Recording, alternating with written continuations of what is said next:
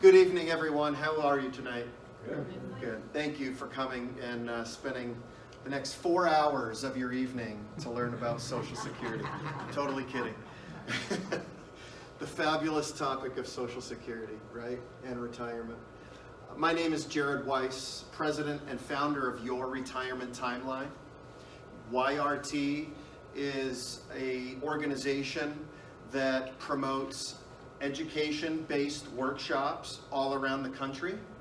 We have over 150 professionals all around the country that present workshops just like this every day. And your local representative is Patrick Bradley, who works in the territory of Marion and all of the surrounding areas. We have two others. One of our other advisors is in Cleveland and the other in Columbus. And Patrick is your local expert in helping you coordinate Social Security and retirement benefits. So again, why don't I introduce Patrick and let him share a little bit about who he is, what he does, and why he does it. Okay, well, good to meet you guys tonight. Glad to have you out. A little bit of what I do is basically what brought me into this business was folks like you. My grandmother came in and ultimately got into retirement, and guess what she needed? About $600 a month in prescription drug help from the family. Well, for me, I didn't find that acceptable. But the only way you can find out how these prescription drugs plans work is to get licensed. They won't tell you how it all works unless you're in the back scenes. So I went and got licensed. That's what really started my career in here, was to help my family through their retirement. Ultimately, that career picked off into where it's at. Truly, once I seen the need for folks like yourselves to understand what Medicare supplements do, how Social Security works, how pensions can play into the role of your retirement, how maybe your 401ks, things like that. We don't have a glass ball. We don't know how that's supposed to work perfect. There is no perfect retirement. There's an optimal retirement. So basically, the reason I'm here, and I truly believe this, is to educate you folks, because knowledge, they say, is power. Knowledge isn't power. Knowledge needs to be with action. So if we can get you the knowledge to take some action to help you folks get a little bit smoother through retirement, that's our goal. That's truly what brings me here with YRT. YRT truly looks at that educational side of things that most companies are not looking at. Okay? Thank you, Patrick. Thanks. And thank you guys again for being here. A little bit about YRT, which I already mentioned. We're not here to sell you anything, guys. How many, show of hands, have gotten an invitation in the mail to go to a free dinner from some financial professional that wants to shove an annuity down your throat? This is the exact opposite of that, okay? This is for you and your education. I'm going to share my why with you in a few minutes, why I do this and why we chose to create this organization. But YRT, our mission is to help educate you on financial literacy and the things that you'll be facing in retirement. Not just money. There is a lot more to retirement than your finances. Like spirituality, your mental health, your physical health, your social situations. Do you have somebody or a support system to talk with or to spend time with in retirement? Do you want to spend every waking hour with your husband in your house, watching TV? Get out, right? I get it. I get it. The problem is, in America, we haven't discussed and had this conversation. Most of these conversations are based around your finances that you have with a financial advisor. And they're not addressing some of the more important factors impacting retirees today. I'm going to share a very sad statistic with you because I think it's very important. Does anybody know the fastest growing demographic for suicide in the United States? White men age 65 and over. And here's why. Baby boomer men have identified themselves through their careers. That is their identity. And the day they retire,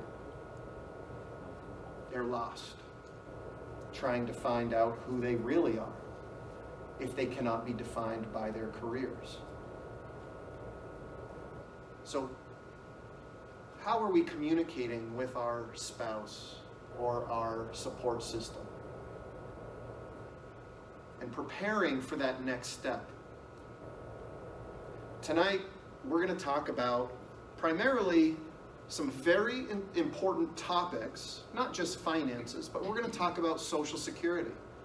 We're going to talk a little bit about taxes and the impact that that has on you.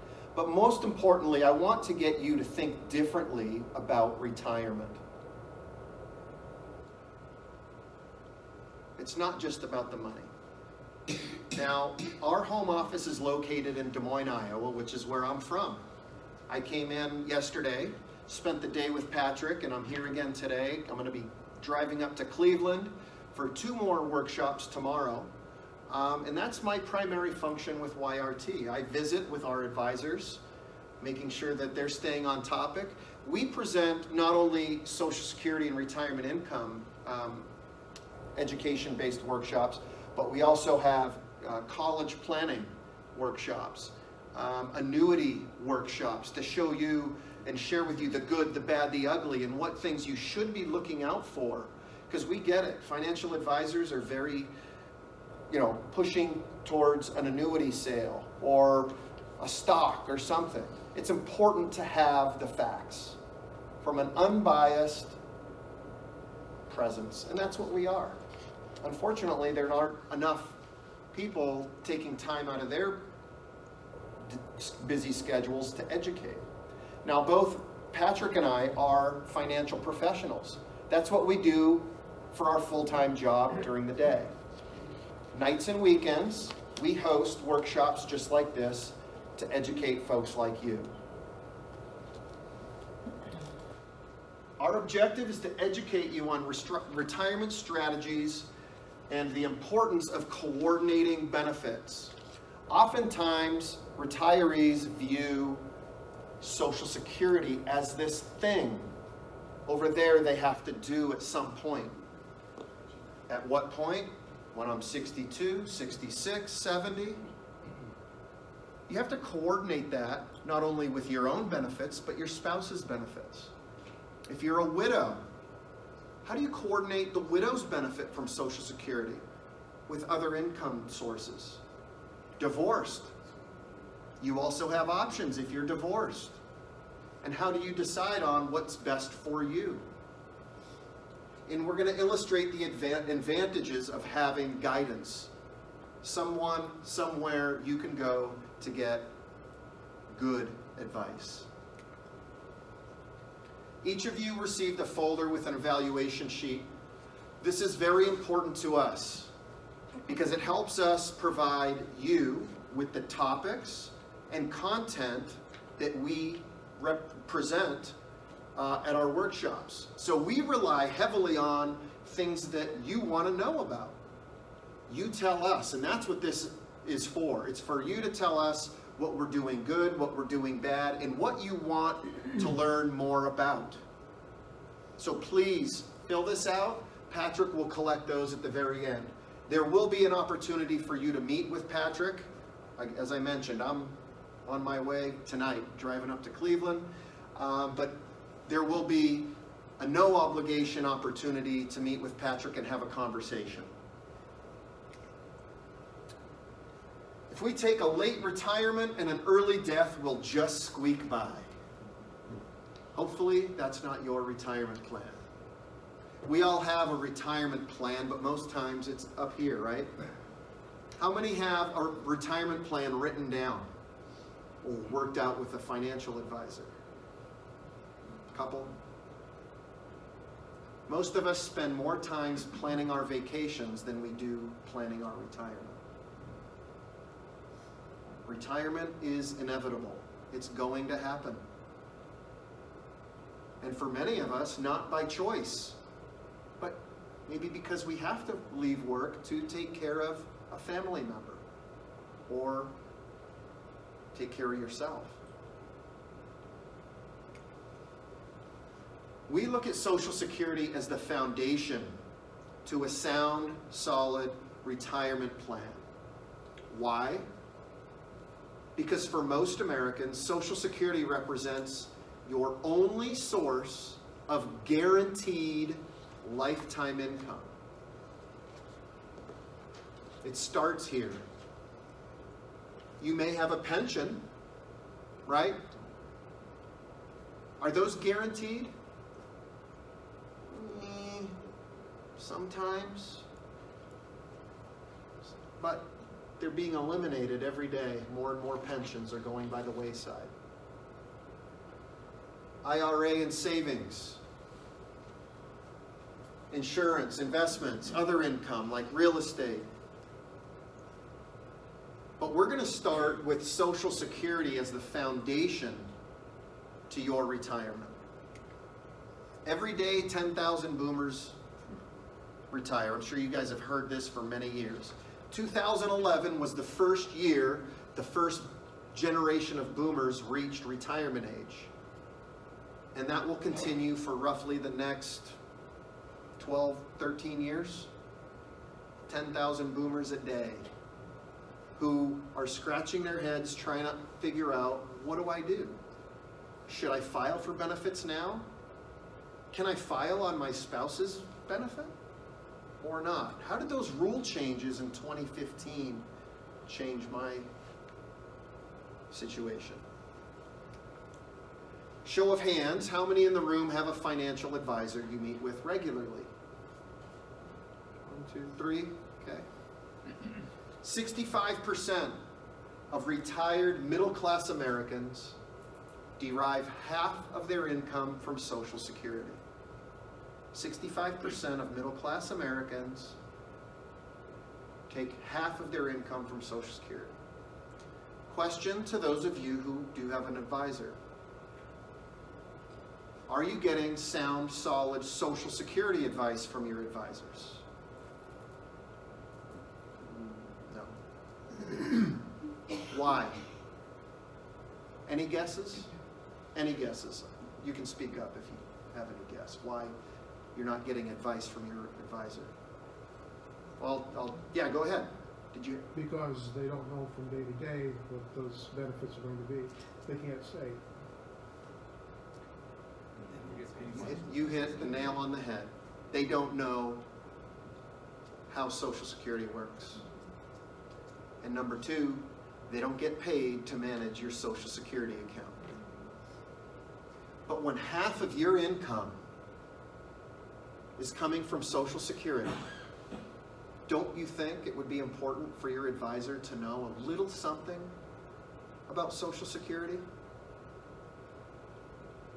I'm going to share a story with you guys, which is my why I do what I do. I grew up in the financial world in a family business in San Diego. I worked with my dad, my sister, and my mom. I've been in the industry for 15 years. Paint a little picture here for you. My mom was not the primary breadwinner. She ran a daycare out of our home for 13 years. She worked at Costco as a food tester person at the end of the aisle, sample this, sample that. She worked in our office part-time doing some clerical stuff. My dad was the primary breadwinner of the family. In fact, my dad just retired in December at age 74. He was in this industry, this business, for almost 40 years. So about 8 years ago, when I became aware of how important Social Security is and how little is known by most Americans, I decided to educate myself on Social Security because I was getting more and more questions about it and I couldn't answer them. knowing that 10,000 people every day have the same questions I did. So I decided to become an expert in Social Security, and that's what I did. And after that, I called my dad and I said, Dad, you really need to get educated on these Social Security strategies so you can help your clients. I, at the time, had since moved from San Diego to Des Moines, Iowa, to raise my kids. I know, San Diego to Iowa. It wasn't for the weather, if you're wondering. Nonetheless, I love Iowa and I'll never move anywhere else. It's a great place. So about 3 months later, I get a call from my dad. He says, hey, Jared, just want to let you know, boy, did I screw up. Now, my dad's 74. He'll be 75 this year. He really had no idea how Social Security worked other than the fact that he knew his full retirement age, 66, which is when you're supposed to file for Social Security benefits. So that's what he did. Well, after he learned what I'm about to share with you, he realized he made a major mistake by filing for benefits at age 66, which unfortunately shortchanged my mom by 32% income she will receive based on his record when he passes. Now my dad has had lymphoma.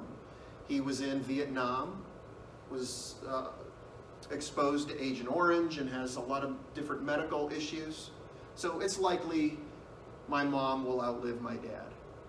But the benefit she's going to inherit from him, because he was the primary breadwinner, is 32% less than what it could have been. He didn't need the income at 66. He just thought that that's when you're supposed to file. And here's a guy who was in the industry at the time for over 30 years and didn't know what he didn't know. And the reason I'm here tonight is because you are my mom and dad. And every day I meet with folks who come up after a workshop like this and they're like, I had no idea. I have a situation. Can you help? Yeah. Do you think you could go to the SSA office and get advice? And are they going to give you what's in your best interest? Unfortunately, no. So that is my why I do what I do. Because I like helping people. And there just aren't enough people sharing this information. Since 1985, American corporations have eliminated 84,000 pensions. Why? Who cares, right? Why is that important? Because your retirement is now your responsibility. It is no longer the responsibility of your employer to fund a pension so you can have a supplemental income in retirement. 46% of Americans currently pass away with less than $10,000. Now, if you're like me and you care about the legacy you leave behind to those you love when you're gone, the story I just told you about my dad and what he's going to leave behind, don't let this be you. Because you are unwilling to learn something new.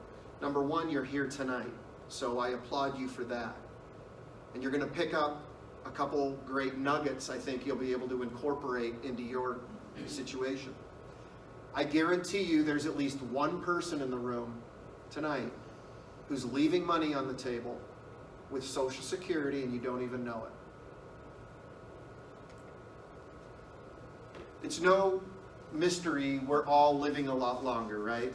Thanks to technology, information, the internet. A male age 60, single male age 65 today has a life expectancy of 84.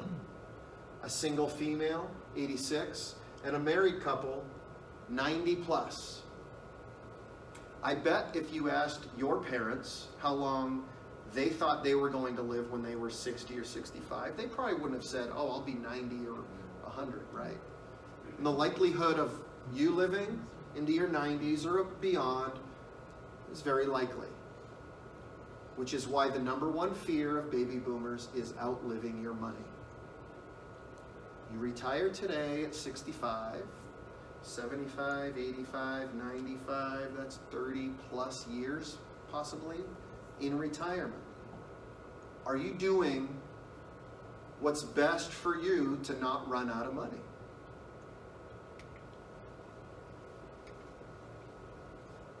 So let's talk about how Social Security benefits are determined. They're determined based on your year of birth. And for full retirement age, FRA, when I say FRA, that means full retirement age.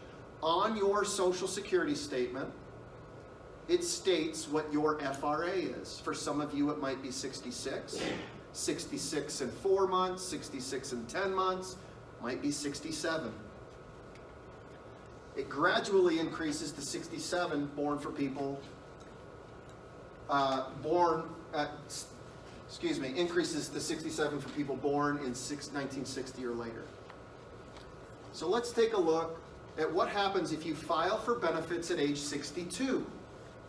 You receive 75% of your full benefit.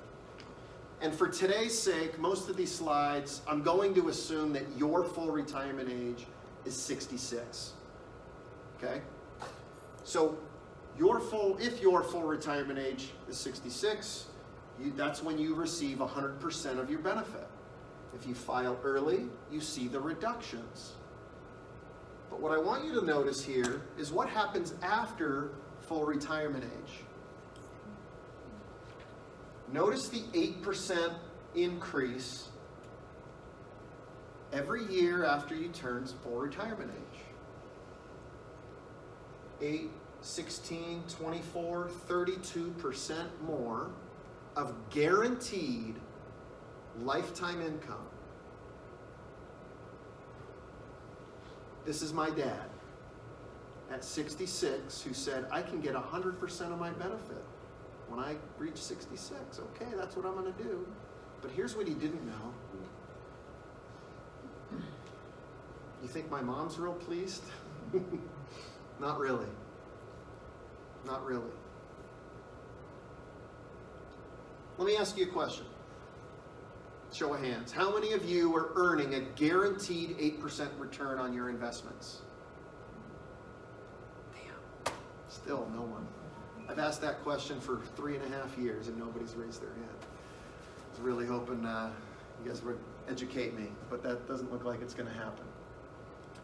So let's consider this. Again, I want to get you to think in a different way. Let's say you're 66 and you want to retire. And you need some income. You could file for Social Security benefits and take your Social Security, right? But if you're not earning 8% on your investments, might it make sense to take that supplemental income from your investments that you're not earning 8% on and let this grow by a guaranteed 8? And then when you're 70, which by the way is the age at which you must start taking Social Security benefits, then start taking your Social Security then and not rely so much on your own benefits. That's an option. It's not for everyone.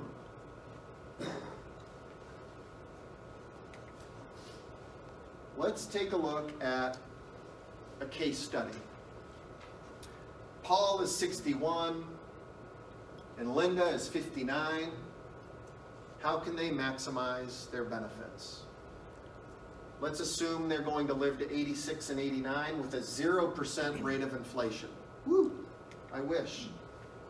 So, they could file early, which means filing at 62. Primary insurance amount, PIA. That's the benefit you receive at full retirement age. $2,400 at age 66 and 2 months. Linda, $900 at 66 in 6 months. But if they file at 62, you see the reduction. $1,780, $854. The result of lifetime Social Security income is $512, $225, plus a widow's benefit because he's going to predecease her. So she'll collect a little something extra at the end, for a total of $856,000 of lifetime income from Social Security if they file at 62. What if they both file at 70 and they waited till both of them maxed out, they got the full 32% increase on both of their benefits? Well, he'll receive $31.35. She'll receive $1,200 for a total benefit lifetime of $991,000. What did I say it was? $856, $991, $850. So that's about $150-some thousand of extra money, right? What if we coordinated their benefits? And what does that mean, coordinating their benefits? When you elect Social Security benefits, you either do go online and elect, or you could go down to the office. You could do it by mail. And they're not going to tell you, oh, you shouldn't do this. You should do this. They're going to accept that application and start to pay you benefits. One of the advantages of what we do is that we help coordinate your benefit with a spouse or a deceased spouse or an ex-husband or wife to see what's available to you based on their records. And that's what we're doing here in this example. He's going to file for benefits at age 70, collect $31.35. She's going to file at 62 and collect $652, which is 72.5% of her PIA. At age 68, she's going to collect another $300 spousal benefit, resulting in $1.019 million of Social Security income. Let's break it down. They both file at 62, they both file at 70, and we use a coordinated benefit where we're getting the most income out of Social Security. Now, this isn't going to make sense for everyone.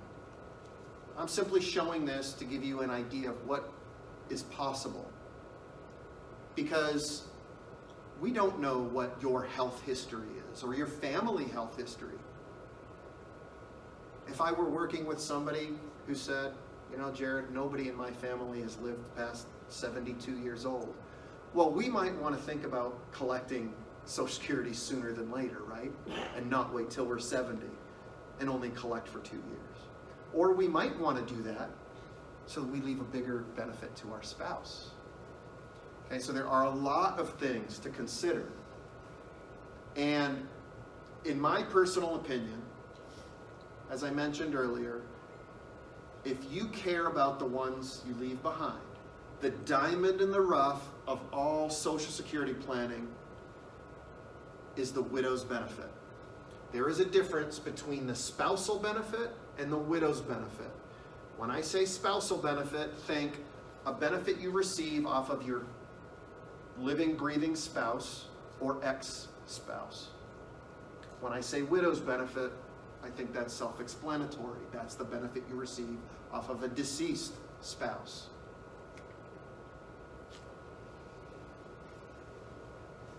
This next section, example, is from one of the programs that we run a Social Security analysis through.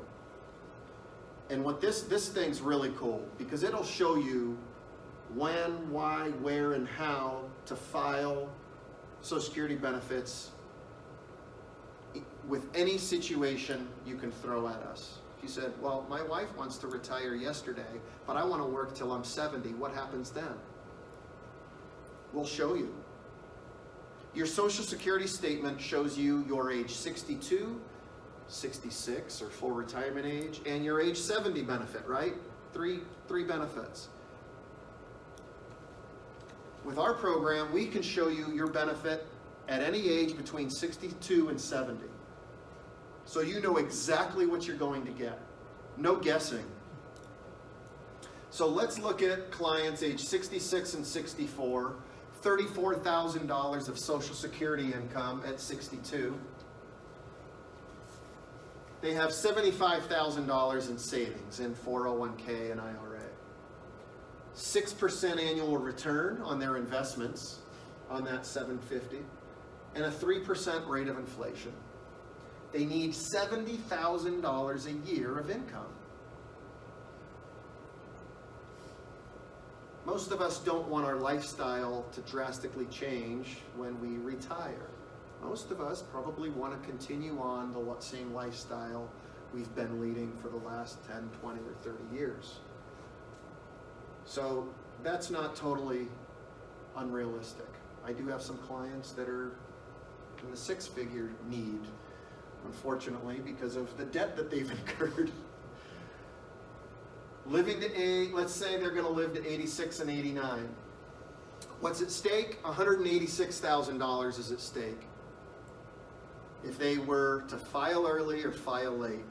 And here's a sample of what they could do when they're filing. File a standard application for benefits at age 68, and the spouse would file a restricted application based on the spouse's earnings record at 66. This allows you to continue to earn delayed retirement credits, DRCs. DRCs are the 8% a year you earn for between 66 and 70 when you're not collecting a benefit. File for your own benefit at age 70 and your benefit goes up to $21.39. Well, we're going to see by using this strategy, her benefit or the spouse's benefit increases their income by $665 a month. Would that make a drastic difference in your retirement, day to day, month to month? Can we go visit the grandkids this year? Can we pay for them to come visit us? Can we take that trip? Afford that second mortgage on the house in Florida? Whatever. That's a lot of money. That's a big difference. So let's take a look at what happens to cash flow when you file at 62, okay, for this particular couple. The red line represents $70,000 of income that you need, and that goes up because of a 3% rate of inflation. The blue represents Social Security income, and this yellow represents what you need to take out of your 401k and IRA to get up to $70,000 a year of income. Now, does anybody know why you need to take more than what's needed? See how these go above and beyond your income need? Does anybody know why that is? It's taxable income. That's right. 401k and IRA is all taxable when you start to take it in retirement. So you have to take out more than what you just need because you've got to pay taxes on it. So you have to take out above and beyond. And with a 6% rate of return in 2034, well, we've blown through all of our retirement savings to keep up with inflation. Does anybody know what that's called? This space right here. This is what we call the income gap. The gap of income you need to fill with other assets other than from Social Security. How do we fill it? I don't know. because all your money's now gone. Their money's gone. They took it all as income and a lot of taxes. Quick question. Do you think taxes will be higher or lower in the future? Higher. Now, this is using today's tax rates. What if, and this is kind of the example that I talked about earlier, what if instead of filing for Social Security at 62, we waited until 70, which is the blue? And in our early years, we took income from our retirement benefits as income until we file for Social Security benefits. And look what happens. We need far less of our own assets to live on. We pay less in taxes, and our money lasts until we die. Again, it doesn't mean this is what is right for everyone. I'm simply showing this as an illustration to show you the possibilities. I want to get you to think differently about retirement. Taxes. The blue represents what you pay in taxes when you use the optimized strategy. So you pay more in taxes because you took more from your 401k and IRAs early on. But look what happens as you move through retirement. You're paying far less in taxes over your lifetime. But what happens here, where you're needing more and more of your own assets in retirement, paying more and more in taxes? Who likes taxes? No one? Me either. So good. Glad I didn't see any hands. Most common mistakes that people make. High wage earner files early and affects the survivor's benefit. That's my dad. He filed early, affected my mom's benefit. Number 2 mistake is both spouses delay until age 70 and don't collect a spousal. So the new rules state that if you are born after 1954, you must be 66 years old to collect a spousal benefit. So let's think about that for a minute.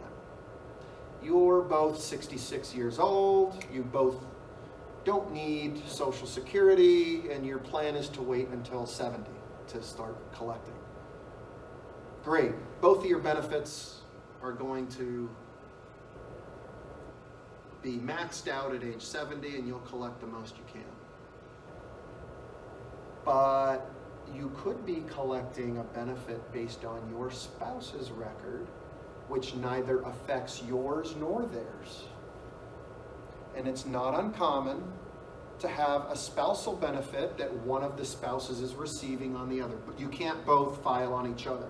Only one can collect on the other spouse.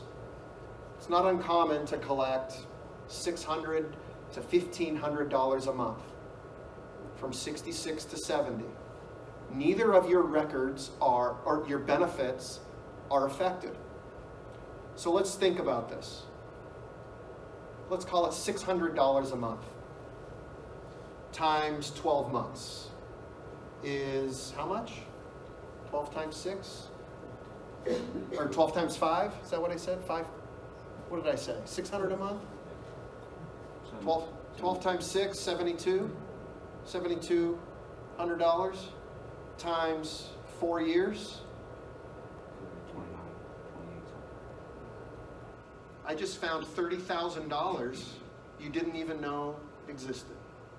You're welcome. It's there.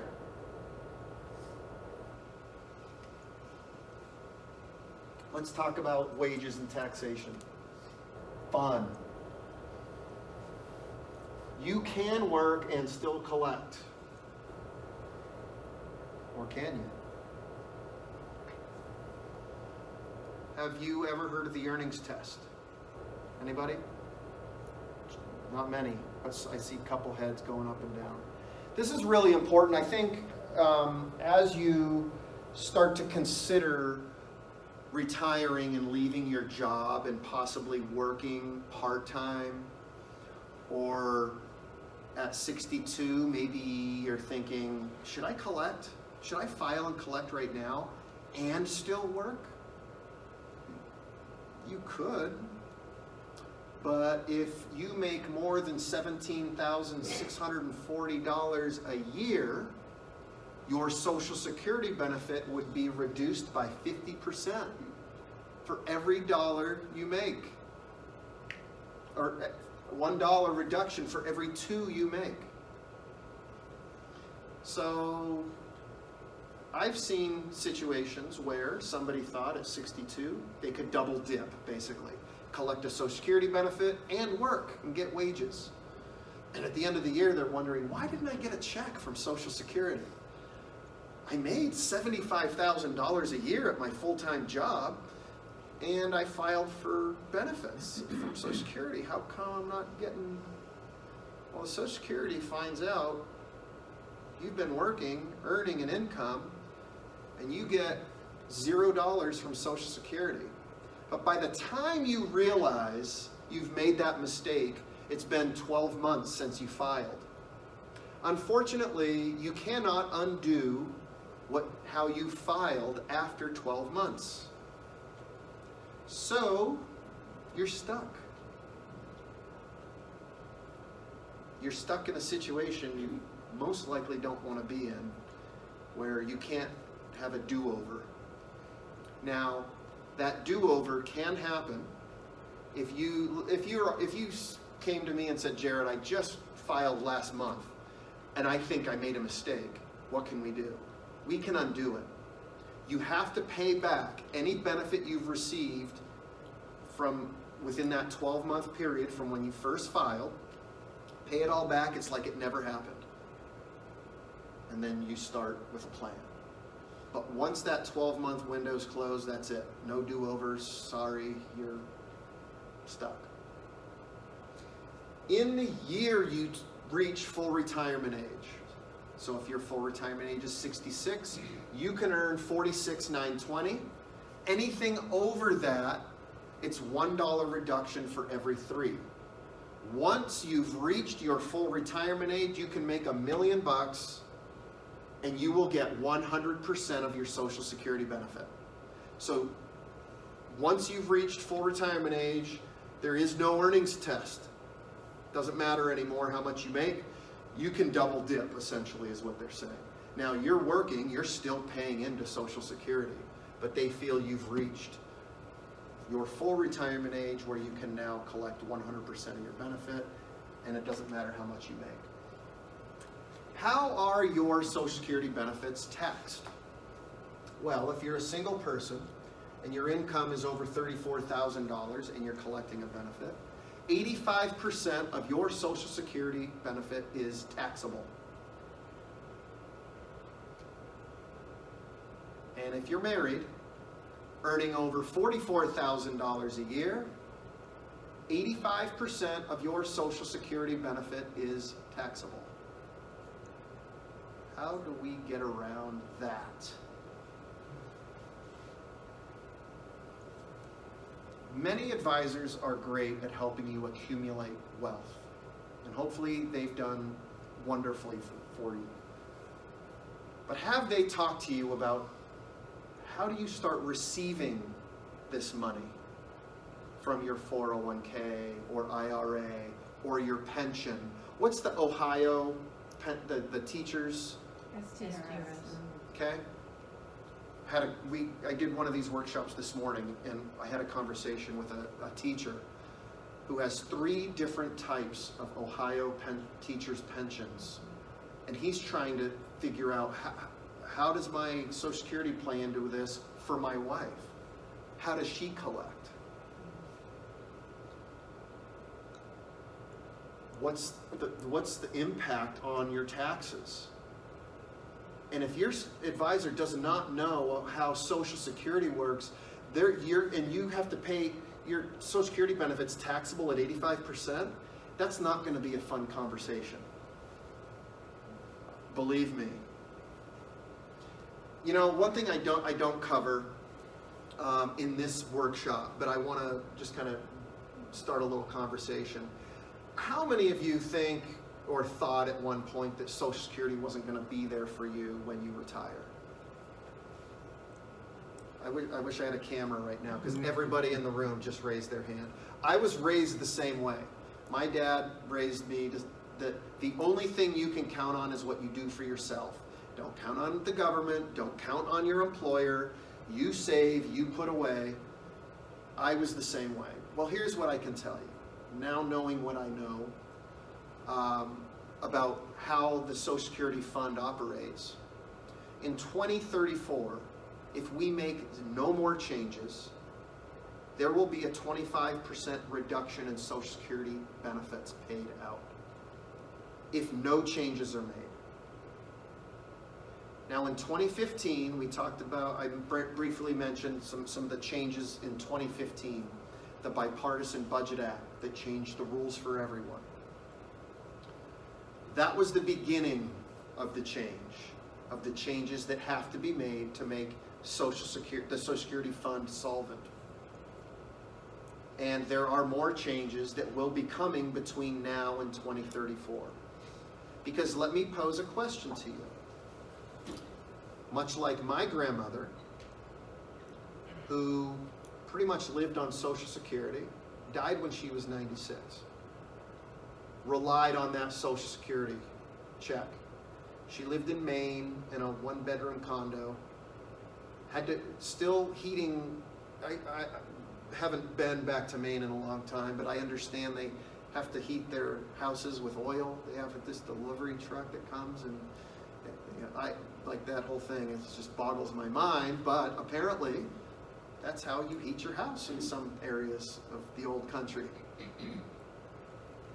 What if her benefit was cut by 25% and couldn't afford to turn the heat on? Do you think you're going to let that happen? Do you think a politician is going to let that happen to grandma? No way.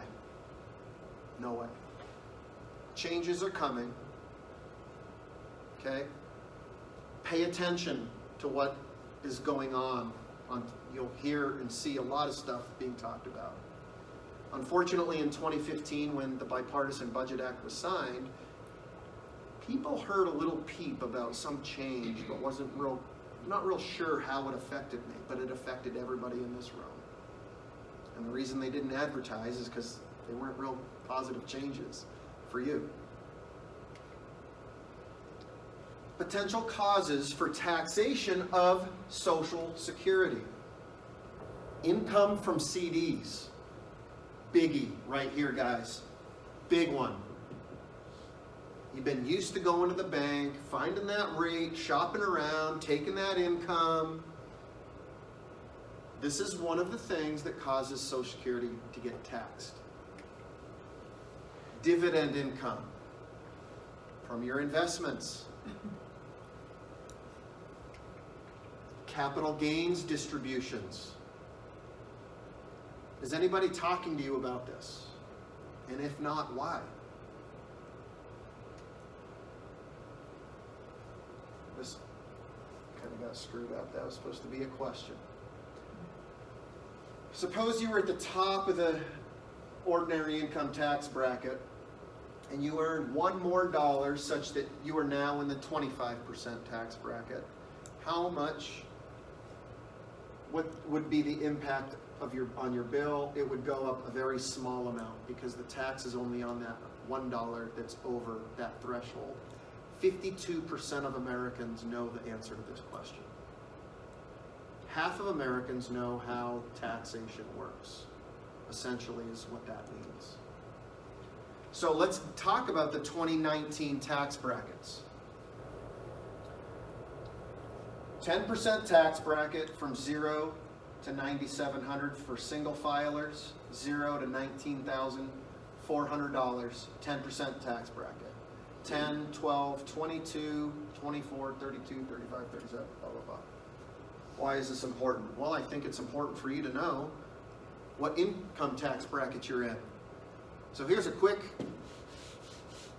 little chart for you to figure it out. So how does taxes play into that? Well, if you make $19,401, that $1 is taxed at 12, not 10. This $19,400 is taxed at 10%. The $1 over is taxed at the 12. Does that make sense? So if you make $300,000,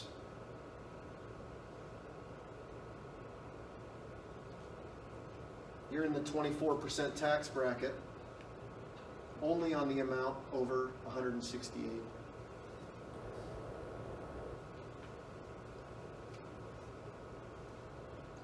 Does anybody know what a Roth IRA is? Yeah, a couple of yeses. They're great. You've probably heard people talk about Roth conversions, converting your traditional IRA into a Roth IRA. It's very common. It's not for everyone. There is a lot of misinformation out there on Roth conversions. In the right situation for the right people, it makes a lot of sense. It's not for everybody.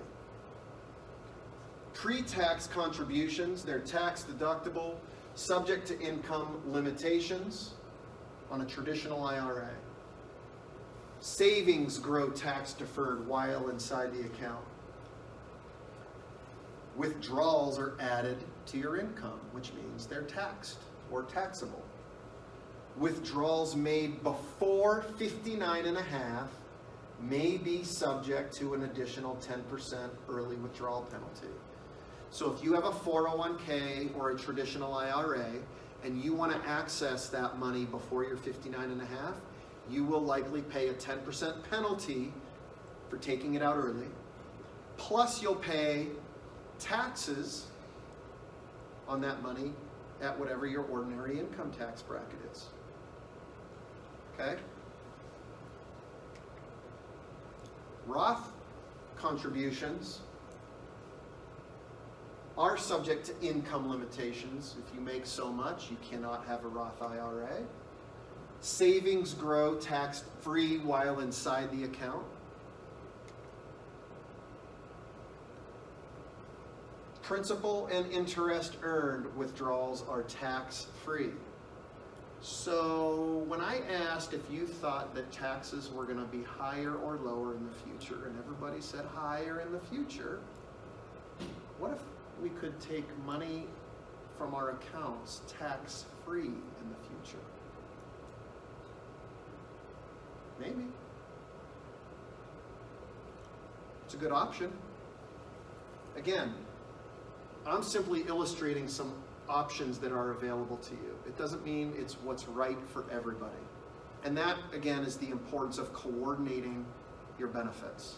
And when I say coordinating benefits, I mean your Medicare, your health care, your prescriptions, life insurance, long-term care.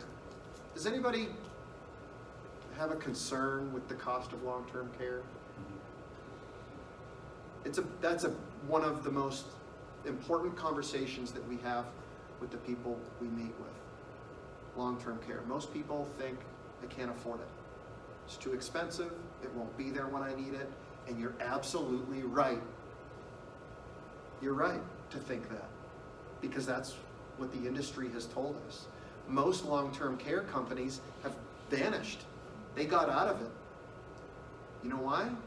Because 10,000 boomers every day file for Social Security and are getting closer to retirement, closer to needing those benefits. And when they priced those products, they failed to think about how many people are going to be needing long-term care benefits. And that's why they raise premiums. And most companies have completely gotten out of the business, unfortunately. Which leaves you with some really expensive options, no options, or some alternative options, which we'll talk about in a little bit. So what do you do now?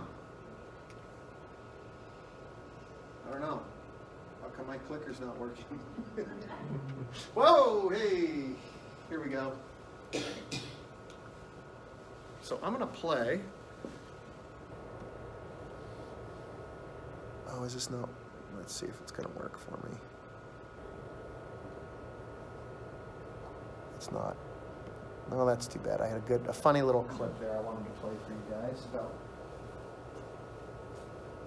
money in the bank, which my dad always referred to as going broke safely. Money in the bank. How do you envision your retirement? Sir? What do you want to do? Play golf, travel, what? All of the above. All the above? Any plans? Yeah. Yeah? Okay. Sir? We're gonna move closer to the lake. We have a boat up there already. and- What lake? Lake Erie. Okay. And hopefully a cruise down there. Ma'am? Is that the same as your Yeah, plan? Time with our grandkids. Yeah. Ma'am, what do you plan to do in retirement? Whatever I want.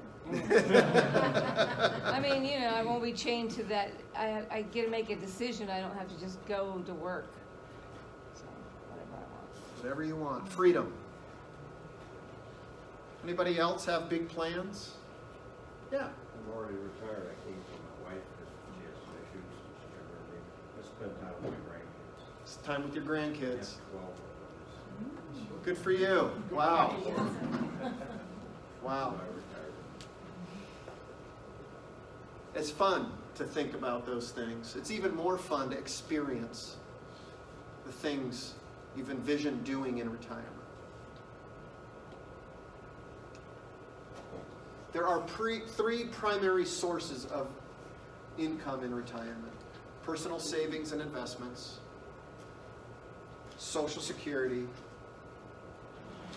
and continued employment earnings.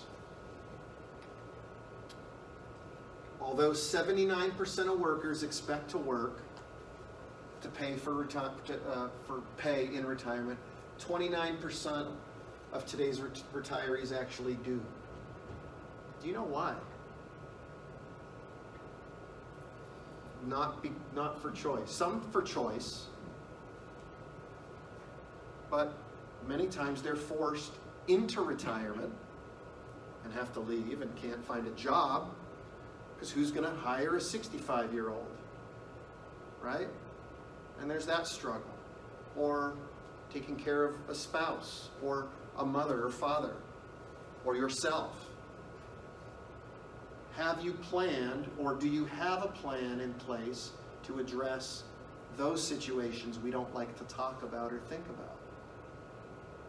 If we're not talking about it, we're not doing our job. Let's talk about allocating your assets. What does that mean? Let's talk about sequence of returns. The sequence of returns may have less of an impact on the portfolio of a long-term investor who is no longer putting money in nor taking money out. However, the relationship between an investor's rate of withdrawal and the sequence of returns can have a dramatic impact on a portfolio's ability to last during the withdrawal period, usually during retirement. Accumulation phase, while you're working, accumulating assets, saving, putting money in investments. Withdrawal phase, retirement. You're retired, relying on that savings to supplement your income in retirement. I always like to say, when you retire, your home run hitting days are over. Let's just get a single or a double. Let's get on base. Let's play it safe. Trying to get those double-digit returns on an investment and taking that risk, you just can't afford, because you don't have the time to make up for the losses. So this is a little crazy. I'm going to try to do my best to explain all this stuff going on here. So what this essentially is the accumulation phase. We're accumulating money. We're not taking any withdrawals. We have $100,000 average annual rate of return 8% in both portfolios, A and B. And by the time we're 65, we have the same dollar. There's no difference, right? So what did I do here? From age 41 to 65, our accumulation phase, we looked at the rate of return on your investments. And then we flip-flopped. See that 29 down there? We flip-flopped and just went in reverse. See the 12? That's what happened up there. Sequence of returns. The sequence of the returns. In portfolio A, this is what happened. Well, what happens if the opposite happened? Nothing. Why? You're not taking any money out for income. The money's simply there. It's earning the same. Doesn't matter what direction it goes in. But what happens when we turn 65? Or 66, excuse me. This is the distribution phase after retirement. 5% of first year value, that's what we need for income. We're going to take 5% out of our investments. We have $684,000, right? Remember? $684,000 is what we've accumulated over this period of time. We're still earning 8%. Damn, somebody is getting 8%. This guy, where did he come from? At age 90, we're taking that same rate of return. Uh-oh. What happened? We ran out of money at age 82 because of this sequence of returns. We flip-flopped it here just like we did on the last one, and look at what the difference is. $2.6 million. I guess what I'm trying to illustrate here is who's got the crystal ball that's going to tell us the sequence of returns tomorrow, next year, for the next 20 years? I don't. So how much risk are you taking? What is your risk tolerance? Are you a conservative investor? Or do you like to take a lot of risk? And does your current investment philosophy or investment portfolio match your risk tolerance or your philosophy? If you're all in stocks and mutual funds right now, and you told me, Jared, I'm a very conservative investor, I don't take any risk, and I saw, well, 100% of your money's at risk in the market. What? Tell me why this is. This is a common thing we see every day. What is your strategy for retirement? I pulled this just out of an online magazine, business magazine. Retirees are leaving America to save money. Is that your plan? Maybe, I don't know. Could be. If you or your spouse needed to pay for long-term care expenses tomorrow, which of your assets would you liquidate first to help pay for health care or for long-term care? Do you know? Have you thought about it? Would it be the stocks, real estate, bonds, IRAs, mutual funds, annuities, life insurance? Or this? What is this? Let's talk about this. Asset-based long-term care. Husband and wife, each age 65 today. Here's another hypothetical, but this is an actual illustration. 4% minimum guaranteed interest rate. Optional lifetime coverage available with guaranteed premiums. Joint life option, which means husband and wife can get the same coverage. And we're going to use a single premium that might be in a 401k or an IRA or in a CD. Doesn't matter where the money is. We're going to take that lump sum and put it into asset-based long-term care that creates a death benefit of $334,000 day one. Oh, and by the way, you now have $334,000 of long-term care benefits on you or your spouse. Need it for long-term care? Receive $49.06 monthly. Lifetime, no minimum. If you die and you don't need the money for long-term care, guess what? That $200,000 just turned into $334,000. Day one. Oh, and if you want your money back tomorrow, you get it all back. No risk. You get your $200,000 back. It's like nothing happened. Are there alternatives to traditional long-term care plans? This is one of them. This is one of the most common conversations that we're having with clients, because how many of you have had an experience with a family member, somebody you know, in a long-term care facility? And how much did it cost on a monthly basis? Do you know? 7? 6 to 7. That's about the, I don't know what it is in Ohio, but that's right around the national average. Most recently, my dad, so that's a month. Yeah.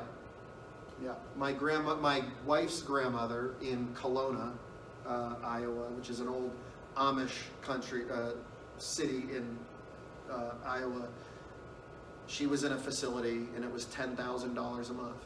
It was great care. Now you could go to state-run facility. I don't know that you particularly want to. You know, we all have heard the horror stories of state-run facilities. They're not known for having the greatest level of care. What if you could achieve your goals without the risk? Here's another alternative. How do you not risk everything but still get some of the upside? Well, in 2006, we started with $100,000. Uh-oh, what's this? Who remembers 2008? I know I did. I'll never forget it. Just like my grandmother never forgot the Depression. And here we are today at an all-time market high. Things have been awesome, right? This right here is a 2.5% rate of return. It's like a CD.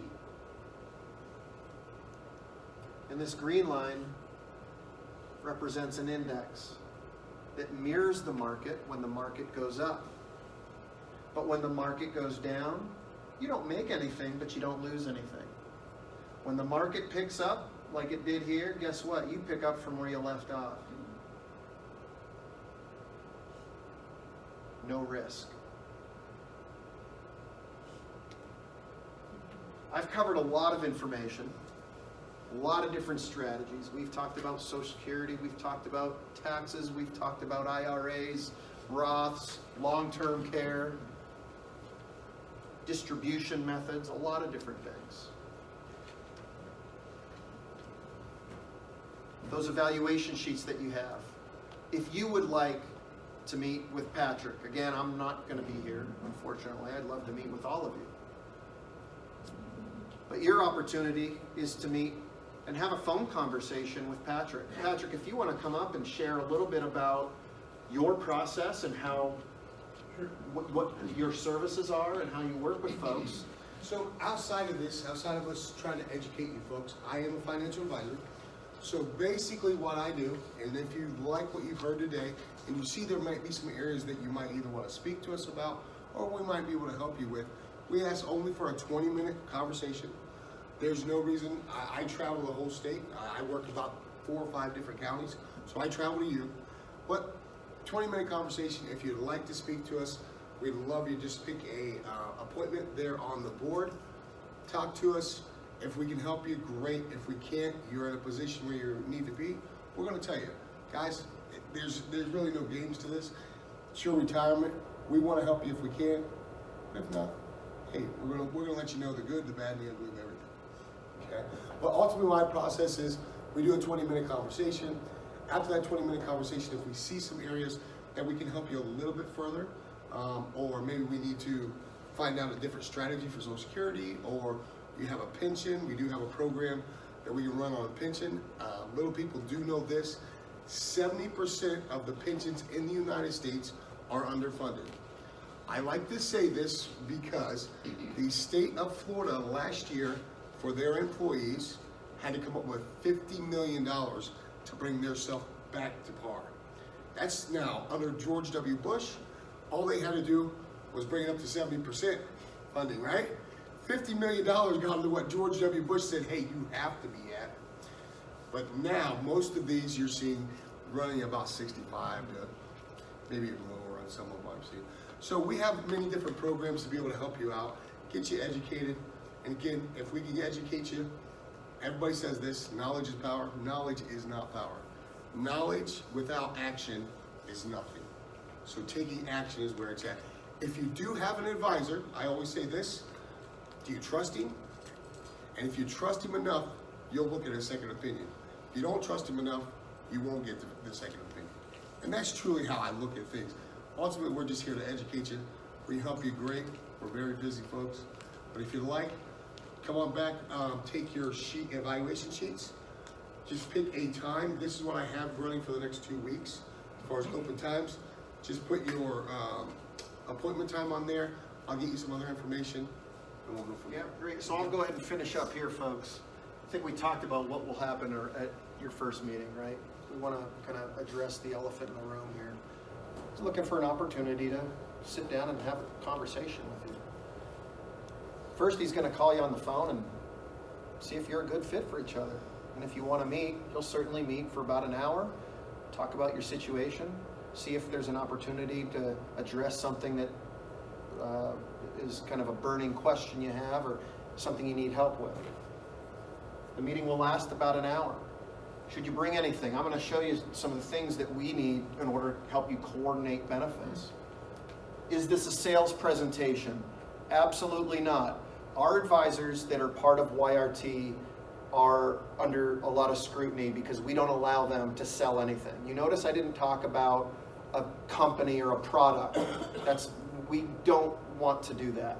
We want to be the exact opposite of what you're being inundated with on a day-to-day basis. We have solutions. We want to let you know we have solutions that can help you, but more than anything, we want to educate you.